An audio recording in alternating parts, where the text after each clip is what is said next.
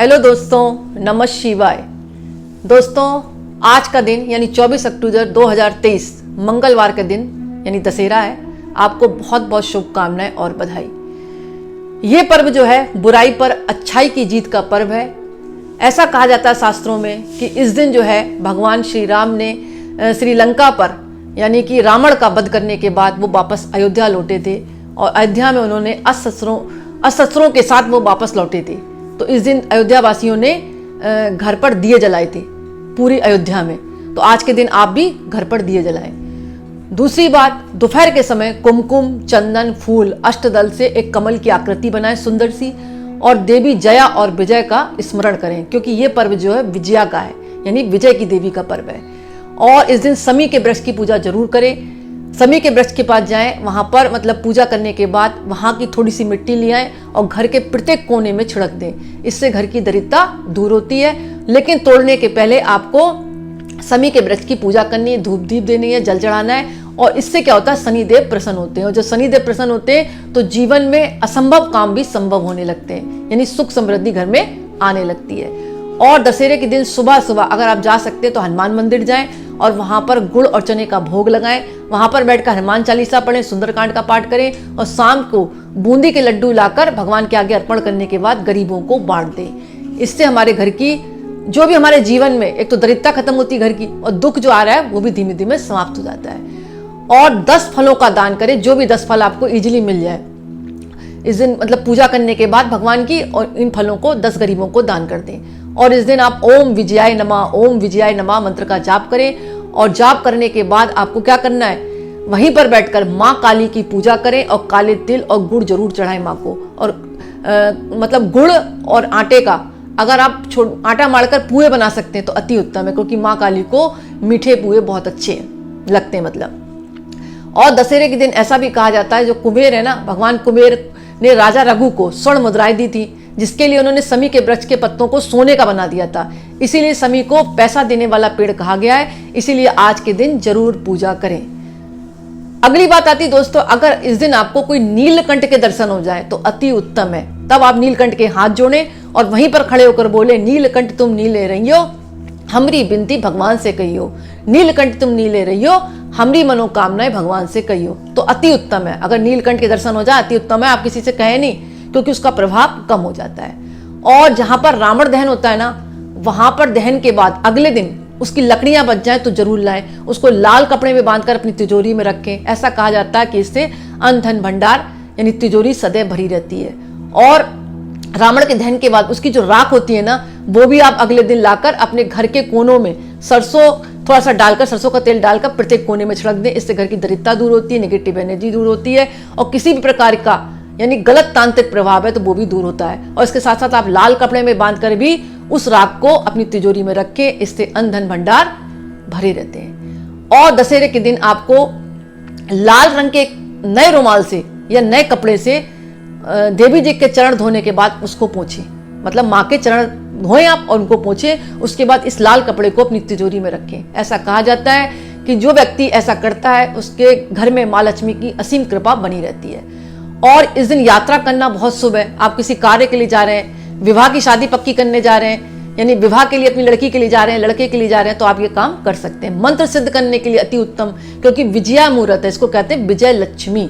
इसलिए वाहन खरीद सकते हैं, बच्चे का नामकरण करा सकते हैं, और गृह प्रवेश कर सकते हैं, कोई प्रॉपर्टी खरीद सकते हैं। और इस दिन आप मंत्र का जाप करें तो अति उत्तम है। सावर मंत्र है, रामायण का कोई मंत्र है, देवी सप्तशती का कोई मंत्र है, दुर्गा सप्तशती का, यानी देवी जी की दुर्गा सप्तशती जो है ना, उसका कोई मंत्र है तो उसका भी आप जाप करेंगे तो सिद्ध हो जाता है। और इस दिन जो माँ ने आपको आशीर्वाद दिया, जयंती यानी कि जो आपने बीजे थे वो उगे, उनकी पूजा करने के बाद, सभी भगवान को चढ़ाने के बाद आपको उस जयंती को आशीर्वाद स्वरूप, यानी जो उगे है ना, उनकी बाली को आशीर्वाद स्वरूप अपने सर पे टच कराकर आपको मंत्र का जाप करना है। ओम जयंती मंगला काली भद्र काली कपालिनी दुर्गा क्षमा सेवा धात्री सोहा सुधा नमस्ते। और इस मंत्र का जाप करने के बाद अपने सर से टच कराकर इस जयंती को, यानी जो जौ उगे हुए ना, इनको बाली के रूप में, मतलब रोली चावल छिड़क कर, मोली चढ़ाकर इसको तिजोरी में लाल कपड़े में बांध कर रखिए। इससे भी माँ का आशीर्वाद लक्ष्मी जी का बना रहता है। और अगर कोई जयंती यानी कोई जौ आपका सफेद निकल आया तो समझ लें आपका पूरा साल बहुत अच्छा बीतेगा। हरा तो अच्छा होता ही है, और सफेद के लिए आपको क्या करना, विशेष तौर पर आप पूजा करें और उसको चांदी की डब्बी में यादगार के तौर पर माँ का आशीर्वाद समझकर जरूर रखें। और शाम के समय अगर झाड़ू का दान करते हैं तो घर में धन की बरकत होती है। और अगर आपकी बीमारी बहुत दिनों से ठीक नहीं हो रही है तो आपको दशहरे के दिन क्या करना है, पानी वाला नारियल लाना है, अपने ऊपर से उल्टा घुमाकर जहां पर रावण का दहन हो रहा हो वहां जलती हुई अग्नि में डाल दें। और दशहरे के दिन से आपको कोई काला कुत्ता अगर मिल जाता है तो लगातार 40 दिन तक एक बूंदी का लड्डू जरूर खिलाएं। इससे क्या होता है, आपके जीवन में आने वाली कोई भी विपत्ति और बाधा दूर होती है। और आपकी जो मतलब कोई भी रोग है, बीमारी ऐसी है कि आपको मानसिक अशांति रहती है तो एक फिटकरी का टुकड़ा लेकर अपने ऊपर से एंटी क्लॉकवाइज घुमाने के बाद आप जहाँ रावण दहन हो रहा है वहां पर डाल सकते हैं। और दशहरे वाले दिन आपको माँ देवी की पूजा करनी चाहिए और देवी अथर्वशीष का पाठ जरूर करें। ऐसा कहा जाता है जो व्यक्ति दशहरे के दिन अथर्वशीष का पाठ करता है, देवी जी का, जो देवी दुर्गा सप्तशती में उसका जाप करता है, उस पर माँ की असीम कृपा बनी रहती है। तो आज के दिन नहाने धोने के बाद आपको देवी को अथर्वशीष जरूर सुनाना है माँ को। और सिद्ध कुंज का स्रोत का पाठ जरूर करें, माँ काली का दिन है ये।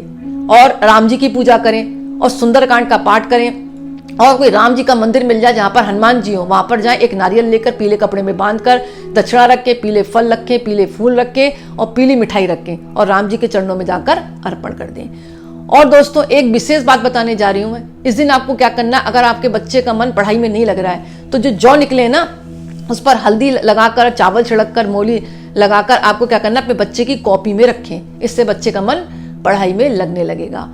और इस दिन आप जितना भी मंत्र का जाप कर सकते हैं उतना करें। इससे क्या होगा, आपका जो मंत्र है वो जल्दी की जल्दी सिद्ध हो जाएगा। और दोस्तों एक बात और है, आप अपराजिता की जो बेल होती है ना उसका पेड़ अगर घर पे ले आए तो अति उत्तम है। अपराजिता जैसे कि नाम है, किसी भी क्षेत्र में आप हार नहीं मानेंगे ना, पराजित होंगे। और उसकी पूजा करने के बाद उसकी पत्तियों को, उसको फूल को मतलब थोड़ा सा बाल्टी में डालकर आप स्नान करें तो जीवन में आने वाली कोई भी असफलता है वो सफलता में बदल जाएगी। तो दोस्तों ये काम आज के दिन आप जरूर करें, लेकिन श्री राम के मंदिर जरूर जाएं, क्योंकि राम ने आज के दिन रावण का वध किया था। रावण कौन, रावण ऐसा कहा जाता है शास्त्रों में, रावण का जब वध किया था इसका मतलब ये है कि अपने भीतर के रावण को मतलब मार देना। जो भी हमारी बुराइयां हैं यानी लालच है, मोह है, निंदा है, चुगली है, जितने भी हमारी बुरी आदतें हैं, 10 प्रकार की आदतें हैं, अस्ते दूसरे की चीज को हड़पना, दूसरे के बारे में चुगलियां करना, निंदा करना, लालच करना, क्रोध करना और अहंकार करना, यानी इस तरह की बुराइयां, रावण जो है बुराइयों का प्रतीक बताया गया है। तो अपने अंदर की इन बुराइयों को दूर करें, यानी अंदर के रावण को आप लोग भी खत्म करें, ऐसा कहा जाता है। इस त्योहार का मतलब यही है कि अपनी बुराइयों को खत्म करके अच्छाइयों में परावर्तित कर देना। इसीलिए कहा जाता है ये जो पर्व है बुराई पर अच्छाई की जीत का पर्व है। तो अपनी बुराइयों को खत्म करें। आज रावण के दहन के साथ साथ अपने अंदर की जो बुराइयां उनको आप खत्म कर दें। तो दोस्तों आज का वीडियो मैं यहीं समाप्त करती हूँ। शाम को आप रावण जहां दहन हो रहा वहां जरूर जाएं और जैसे कि मैंने आपको कुछ उपाय बताए इनको जरूर करें। आपके जीवन में सुख, समृद्धि और बरकत बनी रहेगी और अपने भीतर के मतलब बुराइयों के रावण को जरूर खत्म करें। धन्यवाद और कमेंट्स में नमः शिवाय जरूर लिखें।